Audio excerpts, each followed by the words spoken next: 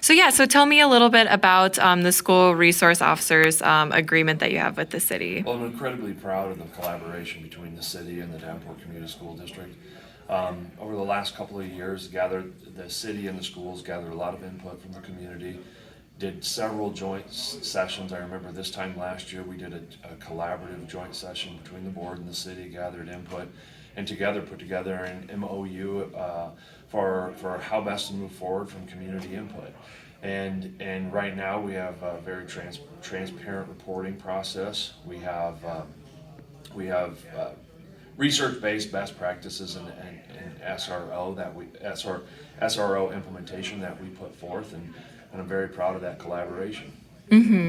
Yeah, and I guess, since you've gathered these statistics, what do you think is a main takeaway from them? Well, I think it's incredibly important.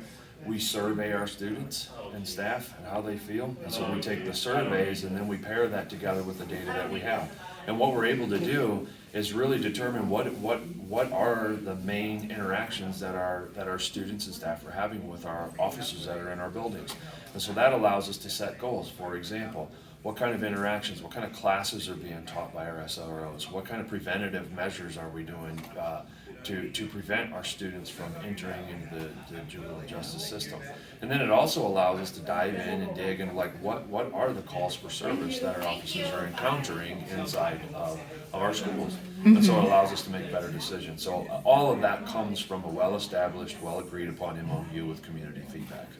Yeah, and so all the statistics that you've seen over the last year, what is the takeaway that you have? Well, our takeaway is that we now have very accurate data to make decisions, and it's there for the public to see on both the Davenport Schools website and our website.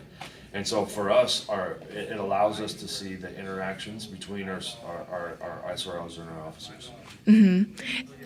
Yeah, I was looking at the data. It looks like most students are pretty neutral on the school resource officers, and teachers think that they feel very safe with the school resource officers. And there was just slightly more students that said that they had a very negative reaction or they felt very unsafe than teachers.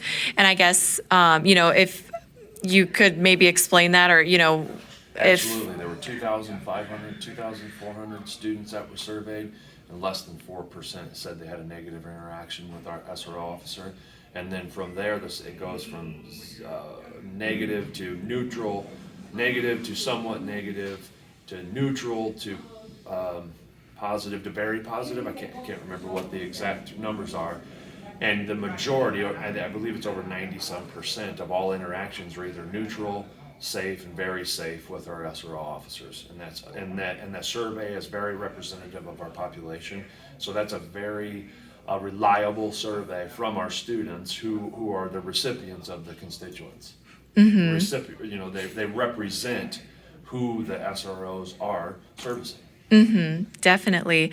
And so the charges, I saw that was also kept too. How do you think that compares to previous years? Or It's interesting. This is our first year. First year. I mean, we've had data, but collecting it in this format, so it's really a baseline data year for us. And really, a lot of interactions that occur, charges, things of that nature, are from things that may be happening outside of school, but they come to school, and so they're not necessarily the way that a lot of people see them, or the way they first think about charges that may result from an interaction with us or that.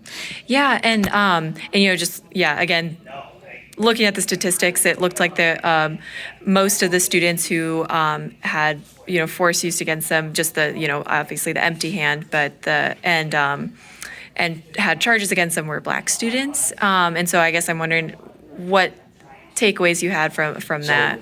Just our data is we have very small interactions from our data. If you actually look at our data, the data of interactions with officers that are then turned over to school officers that are school officials that are then turned into regular disciplinary issues is actually the best way to do it. So when you look at the data, the way that it's filtered, it's very accurate.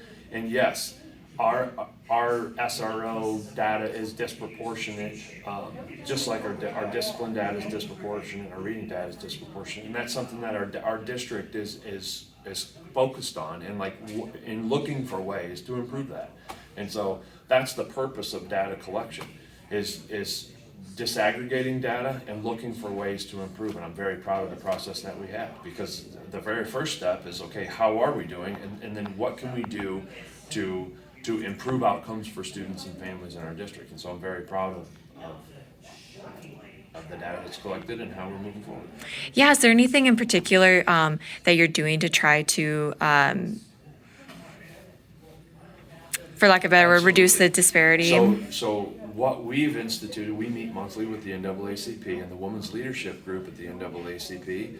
They are going to be trained in restorative justice practice. We currently utilize restorative justice practices when we see students that are getting ready to get into an altercation or a disagreement, and the recidivism rate of students that go into this program is almost none.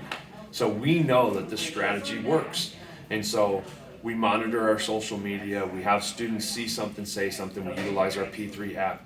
And so what we need to do is start aligning our community partners on the front end to teach students how do we resolve our interactions, because a lot of the altercations can be talked about, can be restored, and so that's one of the things that we're doing on the